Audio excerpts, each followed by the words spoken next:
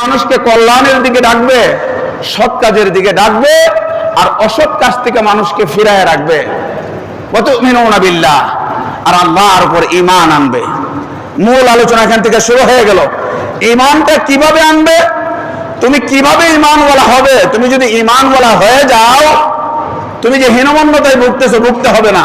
ওয়ালা তাহিনু ওয়ালা তাহজানু ওয়া আনতুমুল আ'লাউনা ইন কুনতুম মুমিনিন। আমার আলোচনাগুলোর মধ্যে নোট করে, যদি আল্লাহ তাআলা সুযোগ করে দেয়, নোট করে রাখবেন। প্রত্যেকটা কথা, গত 24 বছরের কোন আলোচনা আমি বেহুদা কথাবার্তা বলে শেষ করি নাই। প্রত্যেকটা আলোচনাতে কোরআনের পৃষ্ঠা নাম্বার, পারা নম্বর, আয়াত নাম্বার বলে দিই। যদি মনে রাখতে পারেন একটা আয়াত, এটাই আমার নাজাতের জন্য। সাহাবায়ে কেরাম পুরা কোরআনের আমল করে নাই। এক একজন এক একটা। হযরত আবু বকর বলেন, আমার সারা জীবনে আমি সূরা বাকারাই শেষ করতে পারি নাই। সুবহানাল্লাহ। তো তুমিনুনা বিল্লাহ, আমি ঈমানওয়ালা কিভাবে হব? সূরা হুজুরাতের 15 নম্বর আয়াতের মধ্যে আল্লাহ তাআলা বলতেছেন, ইন্নামাল মুমিনুনা আল্লাযীনা আমানু বিল্লাহি ওয়া রাসূলিহি সুম্মা লাম ইয়ারতাবু ওয়া জাহাদু বিআমওয়ালিহিম ওয়া আনফুসিহিম ফি সাবিলিল্লাহ উলাইকা হুমুস সাদিকুন। সূরা হুজুরাত 15 নম্বর আয়াত। আল্লাহ বলতেছেন, ঈমানওয়ালা যদি হইতে চাও, এইভাবে ঈমানওয়ালা হও যে তুমি আল্লাহ তাআলাকে বিশ্বাস করবে, আল্লাহর রাসূলকে বিশ্বাস করবে, এর মধ্যে কোনো সন্দেহ পোষণ করবে না। সন্দেহ পোষণ করবে না। তোমার জান এবং মাল পুরাটা তুমি আল্লাহর জন্য লাগায় দিবে।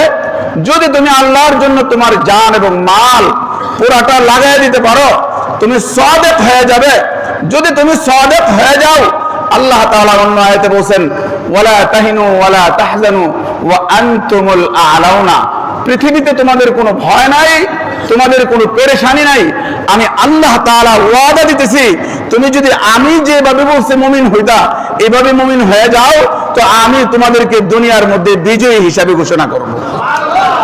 কার কথা বলেন? আল্লাহর কথা। আল্লাহ তাআলার কথা এটা। আজকে যে আয়াত পড়ে আলোচনা শুরু করছে, সূরা নিসার 65 নম্বর আয়াত। বাসায় গিয়ে খুলে খুলে দেখবেন।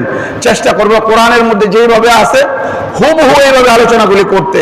হয়তো বাচন ভঙ্গির কারণে, ভাষাগত কারণে আমি বৃহত্তর ময়মনসিংহ অঞ্চলের কিশোরগঞ্জের মানুষ, আমার আলোচনার মধ্যে আঞ্চলিকতার একটা টান আসবে। তবে সারা বাংলাদেশে যেহেতু আলোচনা করি, আশা করি ভাষাগুলি বুঝতে আপনাদের কোনো সমস্যা হবে না। আমার কথাগুলিকে আপনারা বুঝতে পারতেছেন? জোরে বলেন দেখি।